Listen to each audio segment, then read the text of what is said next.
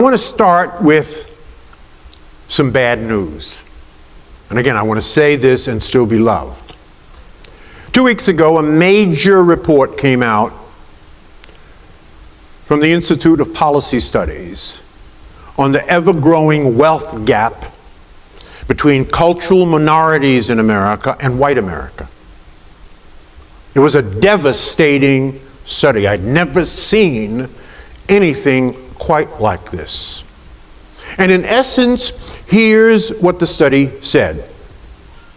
It said that if nothing changes among black and brown people, if we don't begin to do something different, it will take 228 years for African Americans to close the wealth gap, and will take Hispanics 84 years to close the wealth gap, if ever,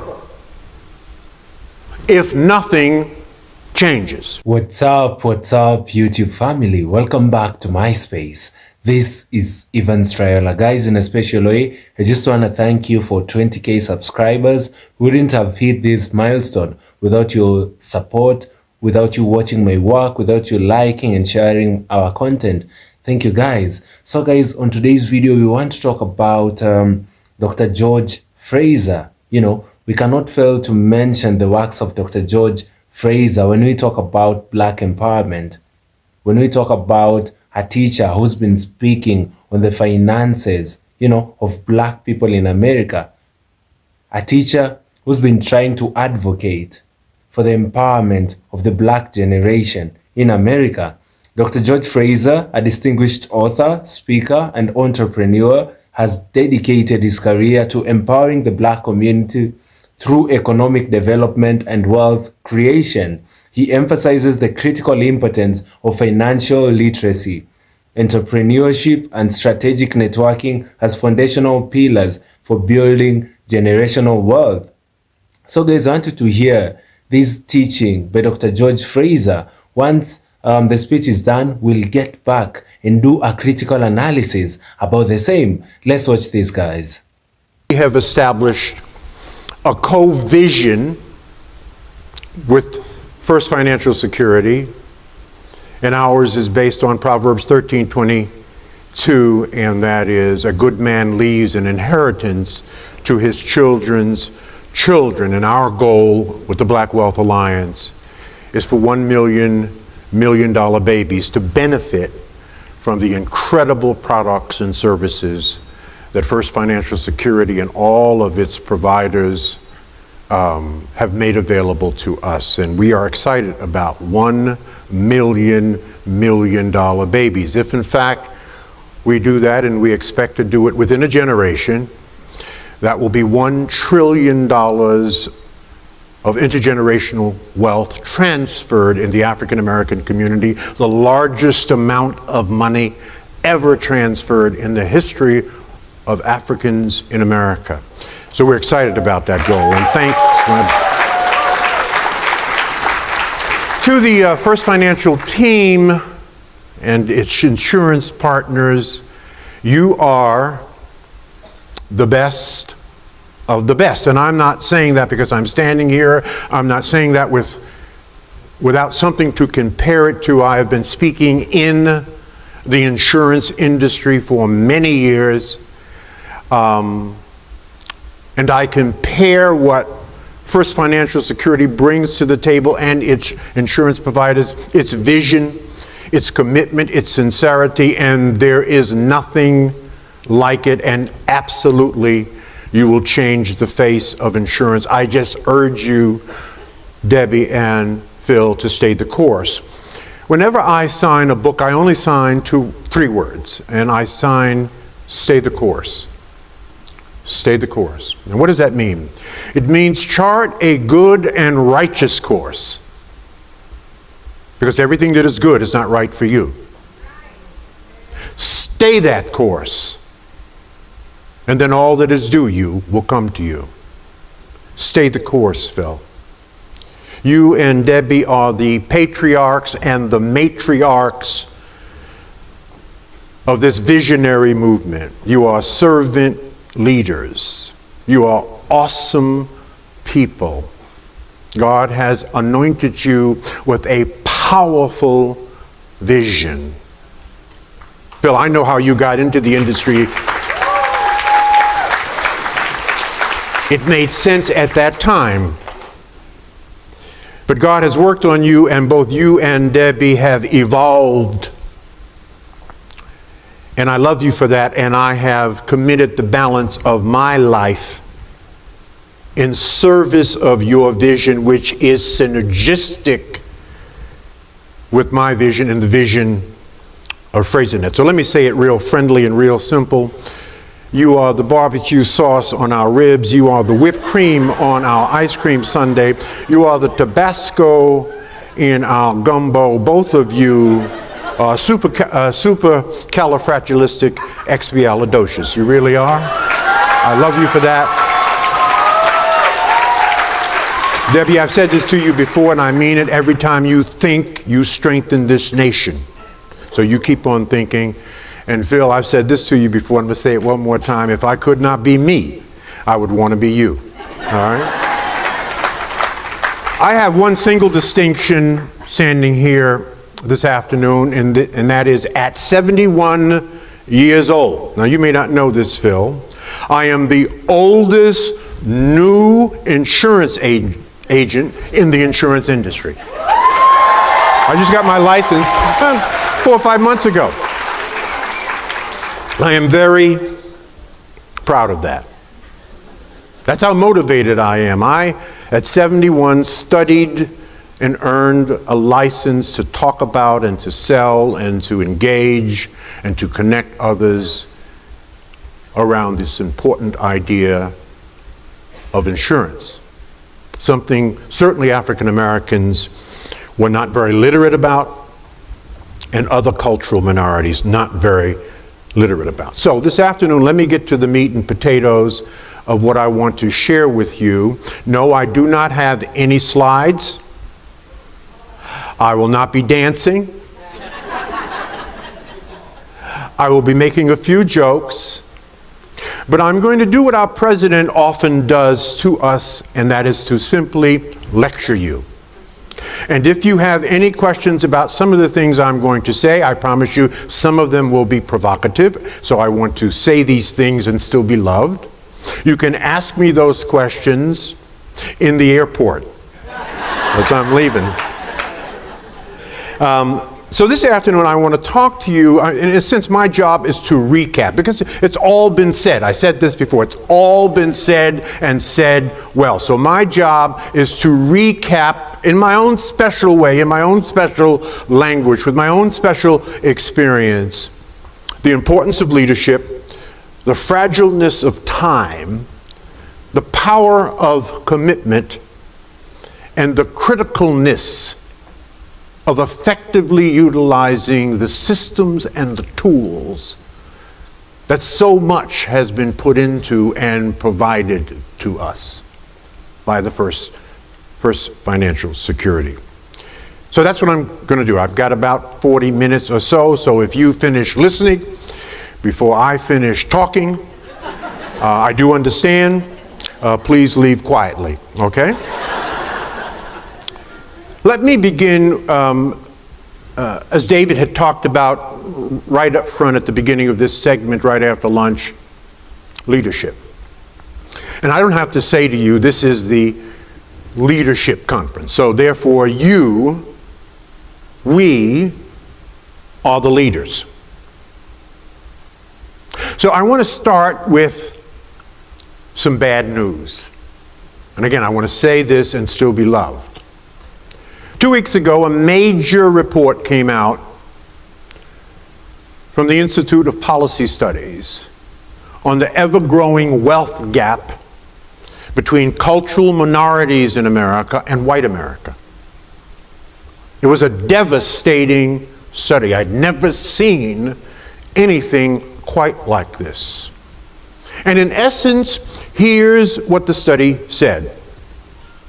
It said that if nothing changes among black and brown people, if we don't begin to do something different, it will take 228 years for African Americans to close the wealth gap, and will take Hispanics 84 years to close the wealth gap, if ever, if nothing changes. Now, the report said that for Asians, that between Victoria Lee and Shirley Lou, it'll take about 60 days. So we're not worried about Asians so much. I think they've got it covered. But certainly black and brown people have a lot of work to do. 228 years. That is the number of generations, about 11 generations, it took us to free ourselves. Something has got to change. There was an interesting article on the front page of USA Today last year, below the fold, about baby boomers. It particularly mentioned African American baby boomers, but it was talking about all baby boomers. And it said that baby boomers will be the first generation in our country to raise another generation that will be worse off. So in the 400-year history of our country, no generation has raised another generation that will be worse off. We must fix that in the 21st century. FFS's vision is a step towards fixing that. Yes, it is. It absolutely is. It is a first step. It is a first generational step. It will be passed on to succeeding generations. The job will not get done in a few years. This is a multiple generational goal that they have and that we have. It is said that wealthy people plan for 3 generations and poor people plan for Saturday night. That's about right. Some of the poor people I know, that's exactly what they are working on. So to get that mindset fixed and changed will take leadership. We can't say that enough. It will take leadership. Peter Drucker, the great management consultant guru, probably the greatest in the history of America, said it very clearly. He said only three things happen naturally in organizations and communities: friction, confusion, and underperformance. Everything else takes leadership. It takes leadership. I say that to be a leader is to be awake and alert and to be dissatisfied at all times. Yes, we have come a long way, but we have much further to go. Therefore, I am not happy, but I am motivated by a positive anger directed towards positive change. So one of the reasons I love Mayron, you heard him stand on this stage and said that he is not happy, in spite of the fact that his great company has had excellent sequential success over a number of years. He is not happy. We should not be happy. Victoria, Shirley, do not be happy. You said it, Corey. Do not be happy. We have much work to do. I believe that leaders define reality and provide hope. Let me say that again. Leaders define reality and provide hope. FFS has defined our reality as it relates to under and underinsured, and is changing the face of insurance, and most assuredly this will have a significant impact on the long-term and intergenerational transfer of wealth. Ecclesiastes 10:19 in the Bible says, money answers all things. Money answers all things.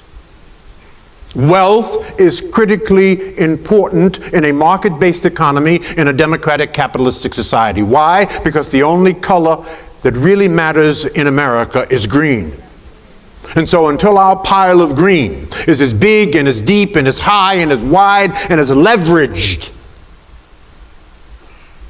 as any other cultural group's pile of green, we will never be considered an equal at the table of democratic capitalism.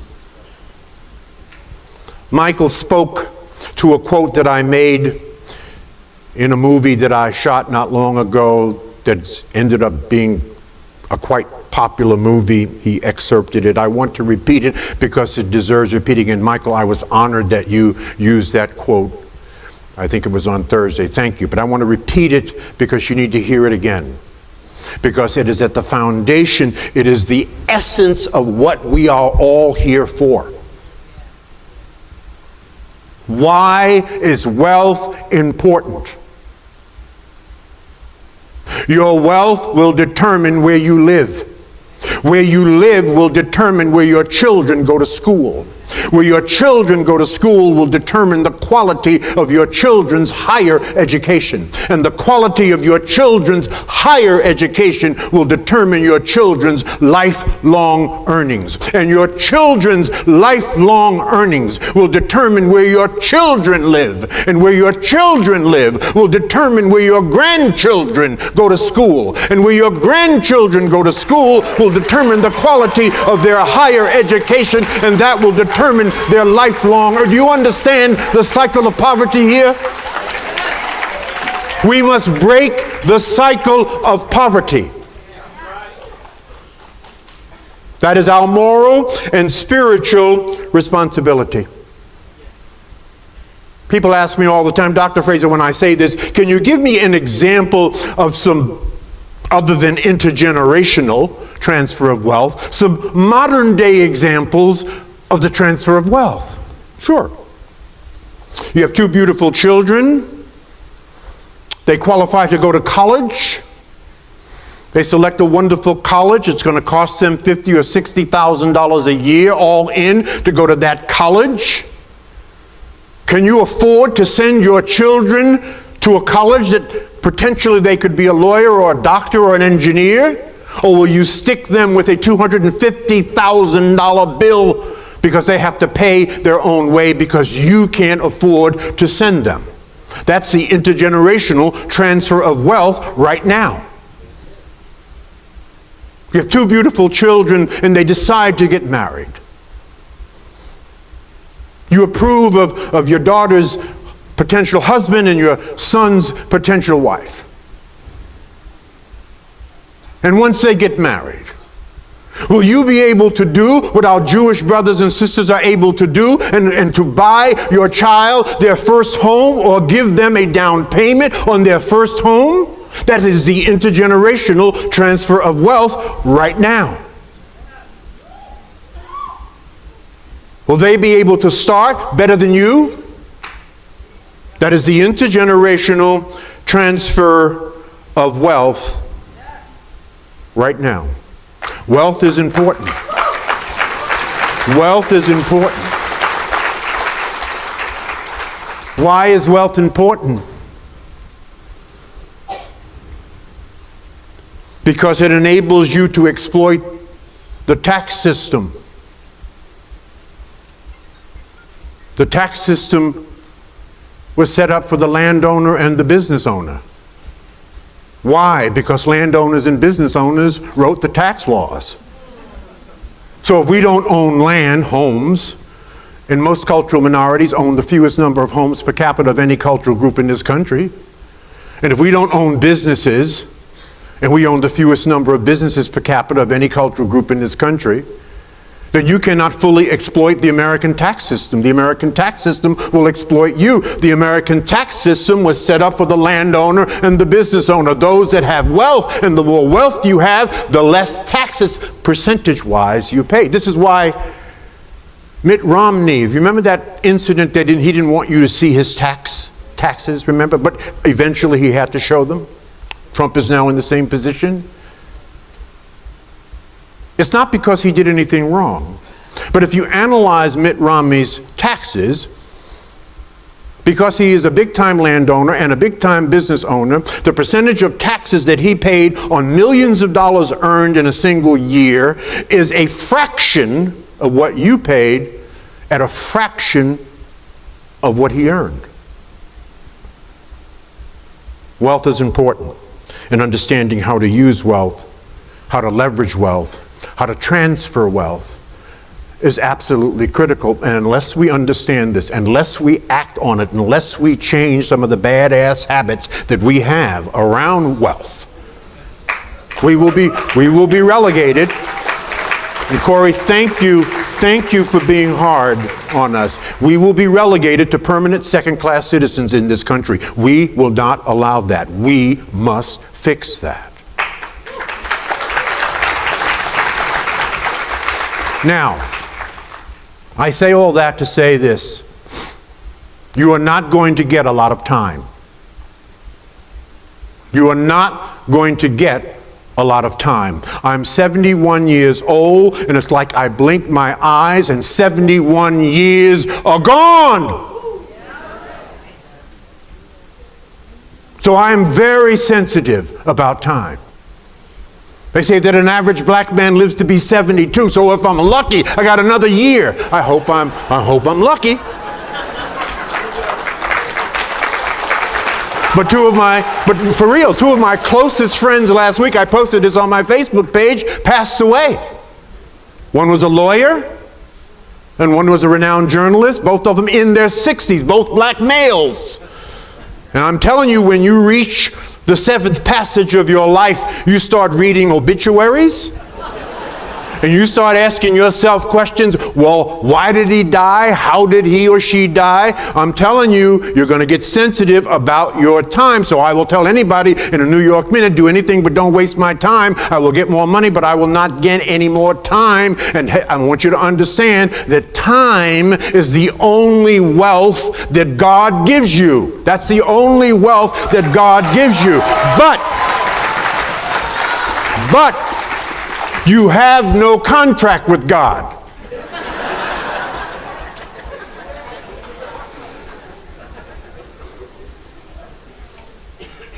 Sometimes, and again I want to say this and still be loved, sometimes you have to give up on people, not because you don't care, but because they don't care. Don't waste your time. Don't waste your time. God gave Mozart 35 years to write some of the greatest music in the history of the world. He gave Dr. King 39 years to change America, and he gave his own son 33 and a half years to change the world. Don't you waste your time. Don't you waste your time. Often our time is wasted because of our fears. Our fears generate a reluctance to do things, certain things. Let's call it procrastination. It was the great Joseph Campbell who said, "Leap, and the net will appear, and there will be 1,000 unseen helping hands waiting just for you." Now analyze that. That's deep. That's deep. Joseph Campbell said, "Leap, and the net will appear." He did not say the net will appear and then leap. Family, before I even react to this video, I just want to give Dr. George Fraser his flowers, because he's a rare person who took his time, took his whole career, to just try and empower black people all over the world. He says that his big fulfillment will be ensuring that the black folk builds wealth that would actually be able just to make their children's children satisfied. He says that his biggest goal is to empower us financially, to ensure that we are financially literate, to ensure that we are a people who are empowered economically. He says our goal is based on Proverbs 13:22. That is, a good man leaves an inheritance to his children's children. And our goal is the Black Wealth. Our goal as the Black Wealth Alliance is for $1 million babies to benefit from the incredible products and services that the First Financial Security and all of its providers have made available to us. He's trying to sell an idea, that he's trying to push for the insurance, or rather for the Black Wealth Alliance is trying to push for $1 million babies, to benefit from the incredible product and services that the First Financial Security and its providers have made available to us. He says that he's actually an insurance seller. He can sell insurance to people. And the biggest thing he's trying to advocate for the black folk is to ensure that we can be able to build wealth that will benefit, that will ensure, that will keep safe our children's children.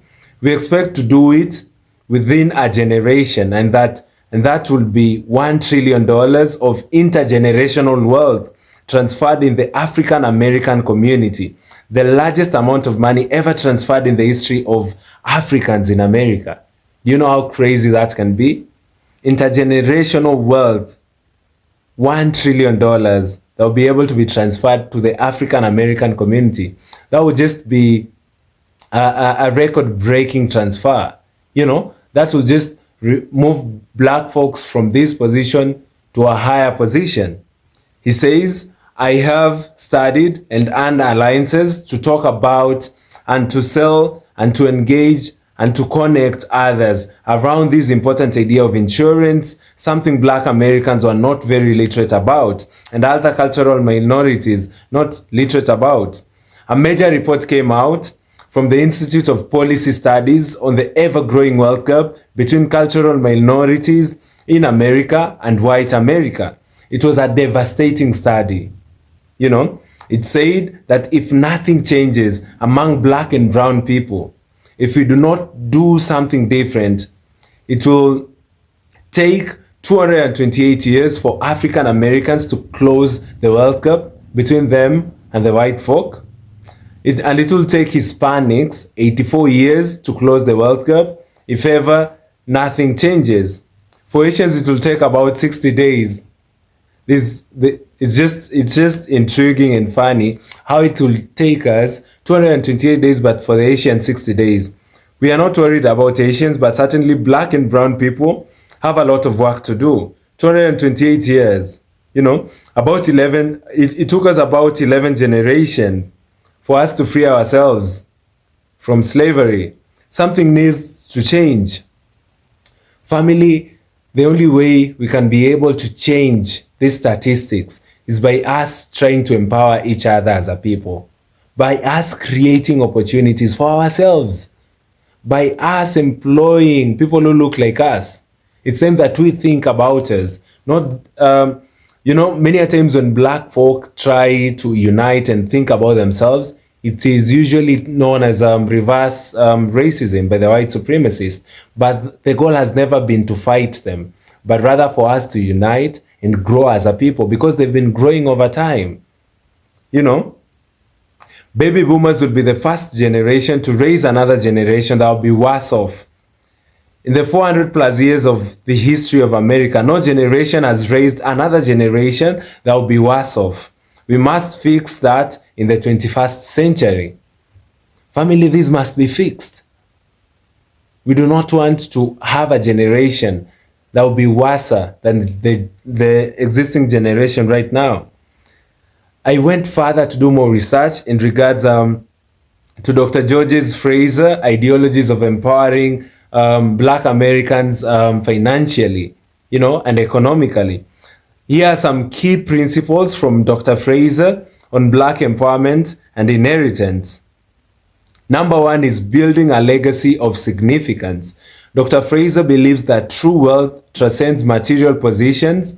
It's about creating a lasting impact that benefits future generations. He often references Proverbs 13:22, and I quote, "A good man leaves an inheritance for his children's children," highlighting the responsibility to establish a legacy of significance.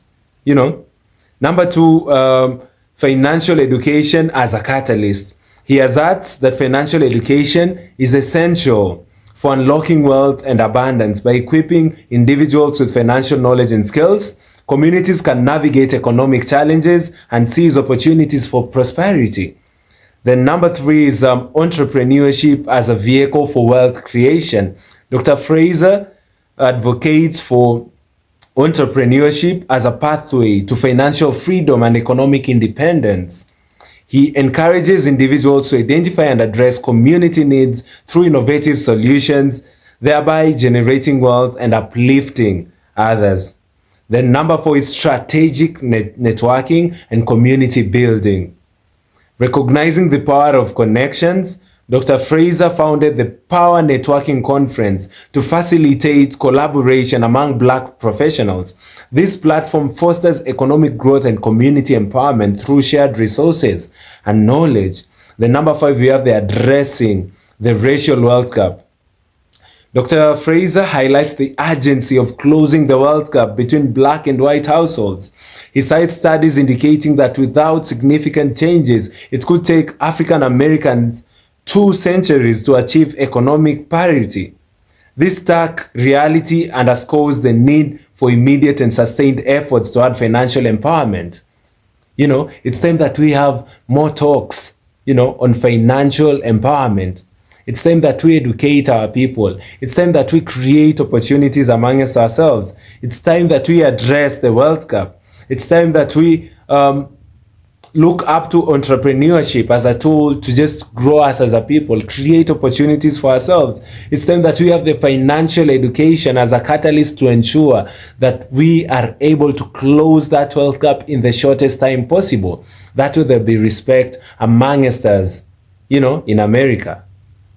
Guys, thank you so much for tuning to watch this video. I do not take your support for granted. Guys, comment down below. Let me know what you think of the teachings of Dr. George Fraser in regards to economic empowerment and financial literacy. And guys, you can also like this video so that it can be recommended to other YouTube users. Last but not least, kindly do consider subscribing to the channel. We are currently on the road to 50,000 subscribers, and we should do that before the 6th month of the year. We can do this, guys, and we can actually go higher. Thank you, and see you all in my next episode. Goodbye for now.